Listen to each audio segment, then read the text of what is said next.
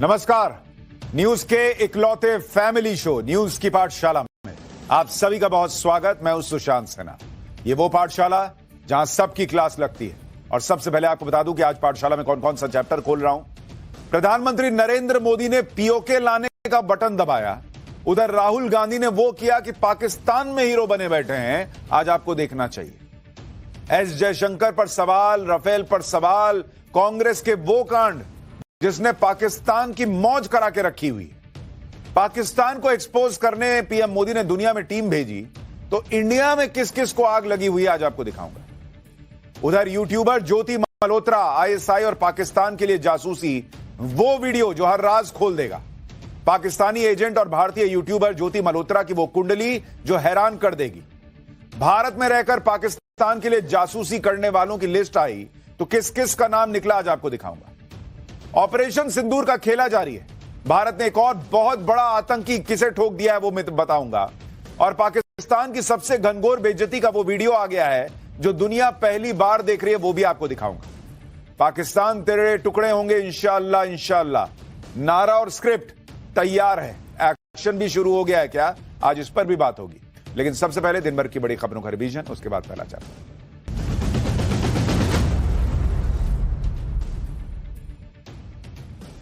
UP के संभल में जामा मस्जिद के सर्वे को लेकर मुस्लिम पक्ष को बड़ा झटका लगा है। इलाहाबाद हाईकोर्ट ने मस्जिद कमेटी की उस याचिका को खारिज कर दिया जिसमें सर्वे पर रोक की मांग की गई थी। हाईकोर्ट ने सर्वे पर लगे स्टे को हटा दिया और सुनवाई के दौरान कोर्ट ने माना कि इस मामले में अब जो भी कार्रवाई हुई है अभी तक वो सही हुई है। सुप्रीम कोर्ट ने दूसरे देशों के नागरिकों को भारत में शरण देने के मामले में सख्त टिप्पणी की है। सुप्रीम कोर्ट ने कहा कि भारत दुनिया भर के शरणार्थियों के लिए धर्मशाला नहीं है कि यहीं सब बसे रहेंगे। आगे सुप्रीम कोर्ट ने कहा कि देश पहले ही 140 करोड़ की आबादी से जूझ रहा है, ऐसे में दूसरे देश से आने वालों को शरण नहीं दी जा सकती। श्रीलंका के एक नागरिक की शरण देने की याचिका पर सुनवाई करते हुए सुप्रीम कोर्ट ने यह टिप्पणी की और उसकी याचिका खारिज कर दी। क्रिकेटर मोहम्मद शमी ने आज लखनऊ में यूपी के सीएम योगी आदित्यनाथ से मुलाकात की। इस दौरान शमी ने सीएम योगी को फूलों का गुलदस्ता भेंट किया, जबकि सीएम योगी ने उन्हें one district one product scheme के तहत बना हुआ प्रोडक्ट गिफ्ट में दिया है। हैदराबाद में बम धमाके की बड़ी साजिश को तेलंगाना और आंध्र पुलिस ने मिलकर नाकाम कर दिया है। ज्वाइंट ऑपरेशन में सिराज और समीर नाम के दो आतंकी गिरफ्तार हुए। ये दोनों आतंकी हैदराबाद में ब्लास्ट की प्लानिंग कर रहे थे। शुरुआती जांच में दोनों आतंकियों का खूंखार आतंकी संगठन आईएसआईएस से कनेक्शन निकला है, जिसके बाद पुलिस इनके मॉड्यूल को खंगालने में जुट गई है। बेंगलुरु में पिछले 2 दिनों से हो रही भारी बारिश ने लोगों की परेशानी बढ़ा दी है। बारिश की वजह से शहर के निचले इलाके पानी में डूबे हुए हैं। रिहायशी इलाकों में घरों में पानी घुस गया। मौसम विभाग ने अगले 2 दिनों तक बेंगलुरु में भारी बारिश का येलो अलर्ट जारी किया हुआ है। अमेरिका के पूर्व राष्ट्रपति जो बाइडेन को प्रोस्टेट कैंसर हो गया है, जो स्टेज 4 में पहुंच चुका है। 82 साल के बाइडेन की पिछले हफ्ते जांच की गई थी। रिपोर्ट के मुताबिक कैंसर बाइडेन की हड्डियों तक फैल गया है। यह जानकारी बाइडेन के ऑफिस ने दी है। अमेरिका के राष्ट्रपति डोनाल्ड ट्रंप ने बाइडेन के मेडिकल कंडीशन पर दुख जताया और उनके जल्द ठीक होने की कामना की।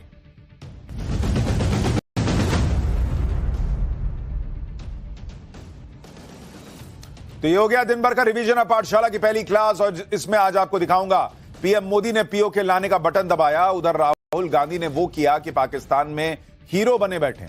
एस जयशंकर पर सवाल, राफेल पर सवाल, कांग्रेस के वो कांड जिसने पाकिस्तान की मौज करा दी। और पाकिस्तान को एक्सपोज करने पीएम मोदी ने दुनिया में टीम भेजी, तो इंडिया में किस किस को आग लग गई। सबसे पहले भारत में जो पॉलिटिक्स चल रही है और पाकिस्तान क्या कर रहा है आपको देखना चाहिए। ऑपरेशन सिंदूर की धुआंधार कामयाबी ने साबित कर दिया है कि पाकिस्तान का कुछ नहीं हो सकता। और उसके बाद हमारे देश में जो पॉलिटिक्स हो रही है उसने साबित कर दिया कि कांग्रेस का कुछ नहीं हो सकता। जब पूरा देश एकजुट होकर ऑपरेशन सिंदूर में सेना के शौर्य की तारीफ कर रहा है, प्रधानमंत्री नरेंद्र मोदी के शक्तिशाली और डिसाइसिव नेतृत्व की चर्चा हो रही है, तो कांग्रेस पार्टी को अलग ही आग लगी हुई। यहां पीएम मोदी ने प्लान पीओके को लॉन्च करने के बाद कौन सा बड़ा एक्शन कर दिया, आज आपको यह दिखाऊंगा। लेकिन आप अपने देश में राहुल गांधी से लेकर संजय राउत तक की पॉलिटिक्स देखेंगे तो माथा पीट लेंगे बॉस कि क्या ही लोग हैं। लेकिन यह सीज फायर पाकिस्तान के आतंकियों और उसके मददगारों को नहीं बचा पाएगा। आतंकवाद के खिलाफ भारत ने कैसे ग्लोबल जंग छेड़ दी है, कैसे पीएम मोदी ने विपक्षी सांसदों की टीम बनाकर पाकिस्तान के खिलाफ नया ऑपरेशन शुरू कर दिया है, जो ऑपरेशन पीओके का अगला चैप्टर हो सकता है। पाकिस्तान के खिलाफ पीएम की कूटनीति से कांग्रेस टीएमसी को दिक्कत क्यों हो रही है। विदेश मंत्री एस जयशंकर पर सवाल उठाकर राहुल गांधी क्यों फंस गए हैं, ये सब आज आपको देखना चाहिए। लेकिन पहले जो दिन भर हुआ उसकी एक झलक देखिए।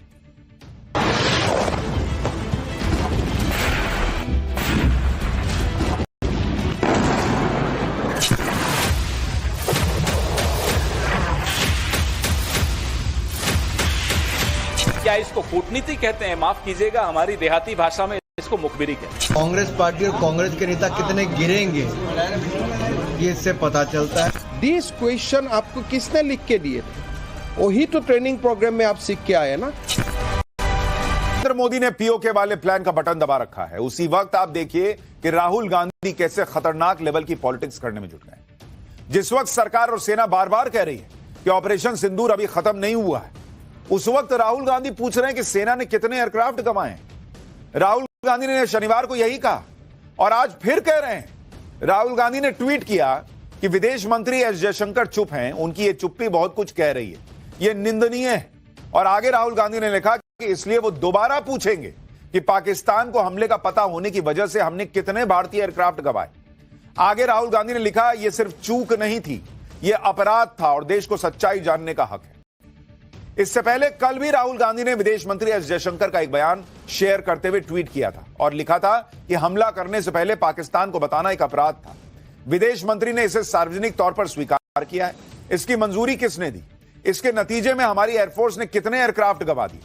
यानी राहुल गांधी के निशाने पर दो लोग हैं, एक प्रधानमंत्री नरेंद्र मोदी और दूसरा एस जयशंकर। और वो बार बार एस जयशंकर को निशाने पर लेते लेते प्रधानमंत्री नरेंद्र मोदी को टारगेट करने का प्रयास कर रहे हैं, क्योंकि कांग्रेस की सबसे बड़ी दिक्कत यह है कि उनको लग रहा है कि भाई मोदी का नाम हो रहा है। और ये लोग चाहते थे कि संसद का विशेष सत्र हो, इसी के लिए, यही हंगामा करने के लिए, यह दिखाने के लिए दुनिया को कि हम एकजुट नहीं है। जब दुनिया में भारत की तारीफ हो रही है तब कांग्रेस की यह पॉलिटिक्स चल रही है। और बार बार राहुल गांधी का फोकस इस पर है कि हमारे कितने विमान गिर गए, हमारे कितने विमान गिर गए। जब भारत के विमान गिरा दिए, राहुल गांधी और कांग्रेस भी इसी बात को आगे बढ़ाने में जो है वो पड़े हुए हैं कि पाकिस्तान ने भारत के विमान गिरा दिए। सुनिए कांग्रेस प्रवक्ता पवन खेड़ा को। इसलिए राहुल गांधी बार बार कह रहे हैं कि आप जवाब दीजिए इस फोरवार्निंग से, ये जो आपने पहले ही पाकिस्तान को बता दिया, इससे देश को क्या नुकसान हुआ, यह हमारा लिए जानना बहुत जरूरी है। देश के कितने हवाई जहाज गिरे, देश को क्या नुकसान हुआ और कितने आतंकी बच के भाग गए, यह जानना हम सबके लिए बहुत जरूरी है। पवन खेड़ा से लेकर राहुल गांधी तक का फोकस है कि हमारे कितने विमान गिरे, इन्हें जानना है। पर पहले तो यह बताएं कि इन्हें बताया किसने कि हमारे विमान गिरे, क्योंकि एयर चीफ ने या फिर किसी भी वायुसेना से जुड़े अधिकारी ने यह लाइन तो अभी तक नहीं कही कि हमारे इतने विमान गिर गए या हमारे विमान गिर गए। इनको किसने बताया? पाकिस्तान के नैरेटिव पर इन्हें भरोसा है कि हमारे विमान गिरे हैं, और इन्हें सार्वजनिक तौर पर जवाब क्यों चाहिए कि हमारे कितने विमान गिरे हैं? सोचिए, कांग्रेस और राहुल गांधी ये बातें तब कर रहे हैं जब ऑपरेशन सिंदूर अभी चल रहा है और युद्ध खत्म नहीं हुआ, युद्ध सिर्फ रुका है। इस वक्त भी सेना अपनी पूरी तैयारी में जुटी है कि किसी भी वक्त अगर ऑपरेशन सिंदूर का दूसरा राउंड शुरू हो जाए तो इस बार पाकिस्तान को धुआं धुआं कर देना है। और कांग्रेस पार्टी की पॉलिटिक्स इस लेवल पे चली गई है। आज ही army chief general Upendra Dwivedi border के पास के इलाकों में पहुंचे। लोंगेवाला में आर्मी चीफ फॉरवर्ड एरिया में तैनात सैनिकों से मिले।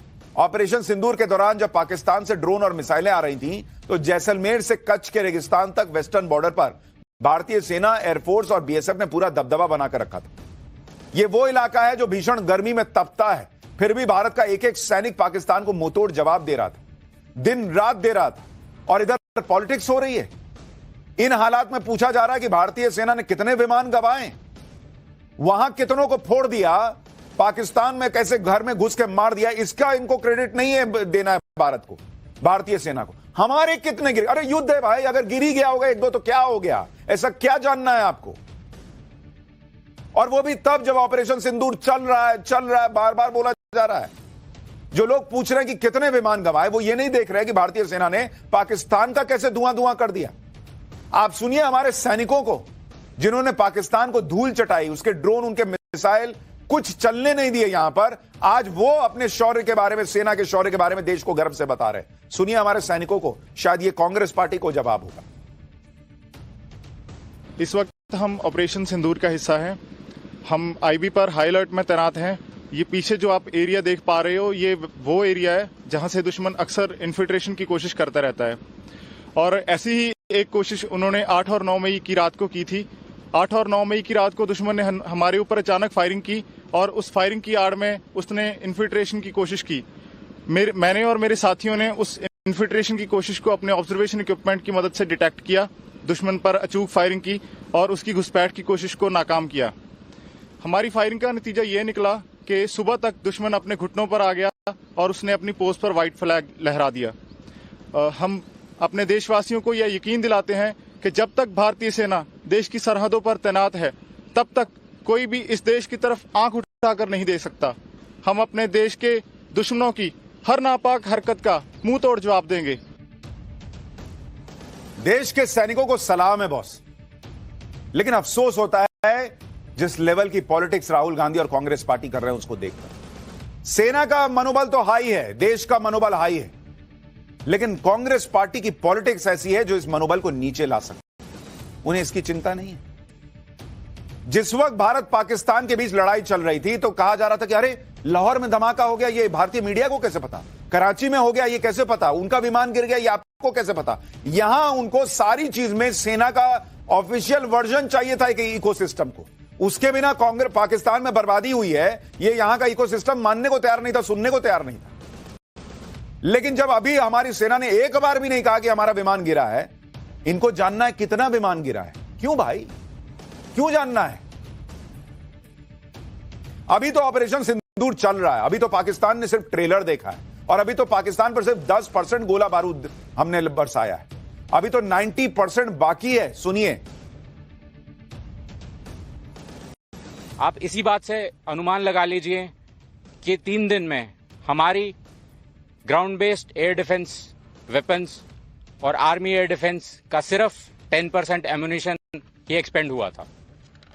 आई मस्ट टेल यू दिस, हमारे जवान्स दे वर चार्ज्ड अप। जैसे ही कन्फ्लिक्ट के डेज बढ़ते जा रहे थे, दे वर फुल ऑफ जोश and shooting down drones with more accuracy. जब एक एक सैनिक आज भी अलर्ट मोड में है, बॉर्डर पर पूरी नजर रखी जा रही है, पाकिस्तान को मुंहतोड़ जवाब फिर से देने की तैयारी है, तो इस वक्त यह सवाल पूछने का क्या मतलब है कि भारत ने कितने विमान गिरा? यह सब देखना सेना का काम है और वो ये देख भी लेगी। लेकिन कांग्रेस की राजनीति का स्तर इतना नीचे चला गया है कि जिस वक्त भारत जबरदस्त तरीके से कूटनीति करने में जुटा है, अपनी ताकत से पाकिस्तान को कूटनीतिक तौर पर जवाब दे रहा है, पाकिस्तान के झूठ को एक्सपोज कर रहा है, उस वक्त कांग्रेस भारत के विदेश मंत्री को गद्दार जैसे शब्द कह रही है। सुनिए कांग्रेस प्रवक्ता पवन खेड़ा ने आज क्या कहा है। जयशंकर जी खुद प्रेस एजेंसीज को सामने बैठाकर और खुद बता रहे हैं कि हमने पाकिस्तान के आतंकी ठिकानों पर हमला करने से पहले पाकिस्तान को सूचित कर दिया था। अब यह सूचित करने का क्या मतलब होता है? इतना भरोसा है आपको आतंकियों पर कि आप सूचित कर देंगे और वो वहीं रहेंगे या वो चुपचाप बैठेंगे? यह भरोसा है आपको उन आतंकियों पे? रिश्ता क्या है आपका? कैसे आप बोल रहे हो उनको? क्यों बताया आपने उनको? और इसको आप क्या कूटनीति कहेंगे? ये डिप्लोमेट रहे हुए हैं। आज जो देश के विदेश मंत्री हैं, ये एक राजदूत रहे हुए हैं, आईएफएस ऑफिसर रहे हुए हैं। क्या इसको कूटनीति कहते हैं? माफ कीजिएगा, हमारी देहाती भाषा में इसको मुखबिरी कहते हैं, इसको कूटनीति नहीं कहते। ये मुखबिरी है, ये अपराध है, ये गद्दारी है।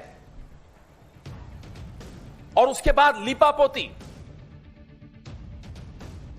विदेश मंत्री को गद्दार कहना और उस वक्त कहना जब युद्ध जैसी स्थिति बनी हुई है, तो विदेश मंत्री दुनिया में जाकर पाकिस्तान को एक्सपोज कर रहे हैं, उस वक्त कांग्रेस इस तरह की पॉलिटिक्स कर रही है। पाकिस्तान क्या बोलेगा भाई? बोलेगा देखिए ना, कांग्रेस वाले तो कह रहे हैं कि वहां का विदेश मंत्री गद्दार है। और वो विदेश मंत्री जब दुनिया में कहेगा कि पाकिस्तान देखिए क्या 2 कौड़ी का देश और क्या क्या करता है, तो उनसे किसी ने पलट के पूछ लिया कि आपकी कांग्रेस पार्टी तो कहती है कि आप ही गद्दार हैं, क्या स्थिति बनेगी सोचिए आप। कांग्रेस को यह सब समझ में नहीं आता है, इनको गद्दारी दिख रही है। पूरी दुनिया में ऑपरेशन सिंदूर का नाम हो रहा है, तो इनको गद्दारी ढूंढ के लाना है। और आप देखिए कि विदेश मंत्री एस जयशंकर आज ही यूरोप के दौरे पर नीदरलैंड्स गए थे। एस जयशंकर यूरोप के देशों से मिल रहे हैं। विदेश मंत्री एस जयशंकर के जिस बयान पर राहुल गांधी और कांग्रेस बिना सोचे समझे बवाल करने में जुटे हैं, उस बयान में ऐसा कुछ था भी नहीं जिस पर राहुल गांधी ने मुद्दा उठा लिया। आप उस बयान को सुनिए एक बार पहले, फिर आपको आगे की बात बताता हूं। At the start of the operation, we had sent a message to Pakistan saying we are striking at terrorist infrastructure. We are not striking at the military. So the military has an option of standing out and not interfering in this process. They chose not to take that good advice. तो S Jaishankar ने क्या कह दिया boss? ये बात प्रधानमंत्री ने नहीं कही थी मंच से खड़े होकर कि हम ऐसी सजा देंगे, हम ऐसा एक्शन लेंगे कि आतंकी और आतंकियों को पालने वाले, उनके जो सरगना है, उनके कल्पना से परे की सजा दी जाएगी। तो प्रधानमंत्री ने नहीं क्लियर कहा था कि हम आतंकियों पर अटैक करने वाले हैं। पाकिस्तान को यह कहना कि हम आतंकियों को टारगेट करने जा रहे हैं, ये बता देना होता है कि हम किस आतंकी को मारने वाले हैं, हम तुम्हारे किस 9 जगह पे बम फोड़ने वाले हैं, हम किस दिन फोड़ने वाले हैं। यह बोला क्या उन्होंने सिर्फ पाकिस्तान को हमने पहले ही यह बता दिया था कि हम जो है वो आतंकियों को छोड़ेंगे नहीं, इतनी बात कही। इसका तमाशा बना के छोड़ दिया इन लोगों ने कि पाकिस्तान को जैसे सब बता दिया कि तुम वहां एक काम करना, तुम जो है हाफिज सईद को हटा देना, हम वहीं फोड़ने वाले हैं। क्या कांग्रेस पार्टी कर रही है भाई? उनको दिख नहीं रहा और कह रहे हैं विदेश मंत्री गद्दार हैं। जयशंकर ने सामान्य से बात कही। अगर जयशंकर साहब को कोई ऐसी बात कही होती तो पाकिस्तान सबसे पहले हल्ला मचाता, लेकिन पाकिस्तान ने तो हल्ला नहीं मचाया। यहां राहुल गांधी अपनी पॉलिटिक्स कर रहे हैं। राहुल गांधी और कांग्रेस जो सवाल पूछ रहे हैं वो सवाल ही पूछने लायक नहीं है, सामान्य समझ की बात है। भारत का स्टैंड क्लियर कर रहे हैं कि भाई हमने पाकिस्तान को यह बता दिया था कि हम तुम्हारे लोगों को नहीं मार रहे, हम मिलिट्री एक्शन नहीं कर रहे, हम आतंकियों को मारने वाले हैं, ये ध्यान में रखना। कहां, क्या, कब, कैसे मारने वाले, ये थोड़ी बताया था। और कोई अपने ऑपरेशन की जानकारी पाकिस्तान को दे देगा ताकि वहां पर कोई ऑपरेशन जो है वो ढंग से हो नहीं और उसके बाद भारत की छीछालेदर हो जाए। अगर विदेश मंत्री की बात समझ में नहीं आई तो कम से कम राहुल गांधी और कांग्रेस को सेना की बात तो सुन लेनी चाहिए। पाकिस्तान को ऑपरेशन सिंदूर के बारे में कब जानकारी दी गई थी, यह बात खुद DGMO lieutenant general Rajeev Ghai ने बताई थी। डीजीएमओ साफ साफ कह रहे हैं कि ऑपरेशन सिंदूर के तुरंत बाद उन्होंने पाकिस्तान के डीजीएमओ को बता दिया था कि भारत ने उनके यहां आतंकी कैंप को उड़ा दिया है। सुनिए एक बार। We did attempt to reach out and communicate our compulsions to strike at the heart of terror to my counterpart in the immediate wake of Operation Sindoor. The request was brusquely turned down, with an intimation that a severe response was inevitable and in the offing. We were of course prepared. यानी भारत ने पहले तो यह clear कर दिया था कि हम आतंकियों को छोड़ेंगे नहीं, जो कि बहुत एविडेंट था। सारी दुनिया को उन्होंने बताया था कि भाई ये पहलगाम का हमला हुआ, हम आतंकियों को छोड़ेंगे नहीं। तो विदेश मंत्री ने कोई बहुत अजीबोगरीब अफलातूनी बात नहीं कर दी, कोई बहुत बड़ा खुलासा कांग्रेस पार्टी ने नहीं किया है। वो जबरदस्ती का माहौल बना रहे हैं क्योंकि उनको मामला दूसरी तरफ ले जाना है। और उसके बाद जब ठोक दिया तब डीजीएमओ ने बता दिया कि भाई तुम्हारे मार दिया है और आतंकियों को मारा है, अब चुप बैठोगे तो ठीक रहोगे, नहीं तो फिर फोड़ देंगे। और फोड़ दिया उसके बाद। और एक एक बात क्लियर कट बताई जा चुकी। जब सेना कह चुकी कि our job is to hit targets not count body bags, जब सेना कह चुकी ऑब्जेक्टिव हैज बीन अचीव्ड, जब सेना कह चुकी losses are a part of any combat scenario, जब सेना को इस बात की परवाह नहीं कि क्या नुकसान हुआ क्या नहीं, जिन्होंने अपनी जान की बाजी लगाई है वो जान की परवाह करने को तैयार नहीं है। इन लोगों को बड़ी आग लगी हुई है कि कितने विमान गिर गए। जब सेना को इस बात का गर्व है कि जो लक्ष्य थे उन्हें पूरा किया गया, तो राहुल गांधी को क्यों इस बात की पड़ी कि भारत ने कितने विमान गवा दिए? क्या इंटरेस्ट है उनका इस बात को जानने में कि कितने विमान गिरे हैं? और वो भी तब जब भारतीय सेना ने अभी तक माना नहीं है कि विमान गिरे हैं। ऑफिशियली कोई स्टेटमेंट नहीं है। उनको किसने बता दिया कि विमान गिर गए? कांग्रेस का कोई एक कांड हो तो आदमी सोचे। इनको नरेंद्र मोदी की हर चीज से दिक्कत है। अब प्रधानमंत्री मोदी ने पाकिस्तान को एक्सपोज करने के लिए सारे दलों के लोगों को मिलाकर एक टीम बनाई, तो कांग्रेस को वहां भी दिक्कत। पीएम मोदी का यह कदम कैसे मिशन पीओके से जुड़ा है और भेज रहा है ताकि वो आतंकवाद पर पाकिस्तान को एक्सपोज करे, दुनिया को आतंकवाद के खिलाफ भारत के न्यू नॉर्मल के बारे में बताए। पाकिस्तान के साथ दिक्कत यह है कि वो दुनिया को बताएगा क्या कि भारत ने हमको कैसे ठोका घर में घुस के। उसने पीएम मोदी की कूटनीति तो कॉपी कर ली, लेकिन उसके पास कहने के लिए भी तो कुछ होना चाहिए। पाकिस्तान कह रहा है कि वो दुनिया को शांति का संदेश देगा। ये ठीक वैसे ही है जैसे कोई चोर डाकू कानून की बातें करे, और अगर पाकिस्तान शांति स्थिरता की बात करेगा तो उसे सुनेगा कौन? कौन उसको सीरियसली लेता है? कमाल की बात यह भी है कि इधर पीएम मोदी कूटनीति का लंबा अनुभव रखने वाले शशि थरूर जैसे नेताओं के नेतृत्व में टीम भेज रहे हैं, उधर पाकिस्तान को ले देकर बिलावल भुट्टो मिला। वो नेता जिसे पाकिस्तान में कोई सीरियसली नहीं लेता। आप सोचिए, बिलावल भुट्टो की जितनी उम्र नहीं है उससे ज्यादा तो शशि थरूर को कूटनीति का अनुभव है। बच्चा है वो भाई, अल बल बोलता है बिलावल भुट्टो।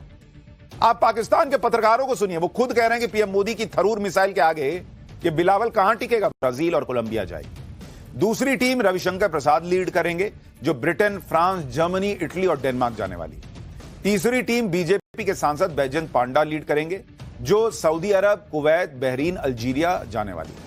चौथी टीम जेडीयू के संजय झा लीड करने वाले हैं। यह team Indonesia, Malaysia, south Korea, Japan और सिंगापुर जाएगी। पांचवी टीम सुप्रिया सुले लीड करेंगी, जो इजिप्ट, कतर। टीम शिवसेना सांसद श्रीकांत शिंदे लीड करेंगे, जो यूएई, लाइबेरिया, कांगो का दौरा करेंगे। और संजय झा की एक तस्वीर शायद गलत गई है, उसके लिए माफी मांगते, उसको अवॉइड कीजिए। लेकिन आप देखिए कैसे एक टीम बनाई गई है जिसमें भारत की तस्वीर टीमें बनाई हैं, उसमें से 3 टीमें तो विपक्ष के सांसद लीड कर रहे हैं। उसमें शशि थरूर, सुप्रिया सुले और कनिमोई हैं। 2 टीमें बीजेपी लीड कर रही है, 2 टीमें बीजेपी के सहयोगियों को दी गई हैं। यानी एक साथ पूरे देश की आवाज दुनिया में जाए और दुनिया उसे दमदार तरीके से सुने। इन 7 टीमों में करीब 51 नेता हैं, उसमें से 31 एनडीए से हैं, बाकी 20 विपक्ष से हैं। हर टीम में कम से कम एक मुस्लिम सांसद या डिप्लोमेट है। ये 32 से ज्यादा देशों में जाएंगे। बेल्जियम में यूरोपियन यूनियन के हेडक्वार्टर जाएंगे, चीन को छोड़कर यूएनएससी के 4 देशों में जाएंगे। ये 10 दिन का दौरा होगा, जो 22 और या 23 मई से शुरू होगा, और हर टीम में 7 से 8 नेता हैं, पूर्व राजनयिक भी हैं।